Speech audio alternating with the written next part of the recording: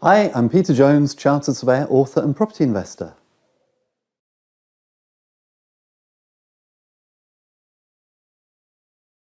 I don't know if you can see that, but that's a Wizz Air aeroplane, and that is going to Bucharest.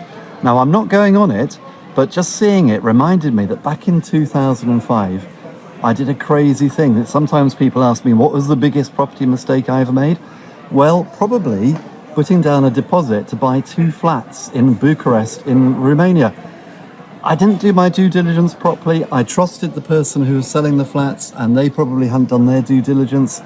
Anyway, long story short, I ended up losing the deposits, which was many multiples of thousands of pounds into the many tens of thousands of pounds.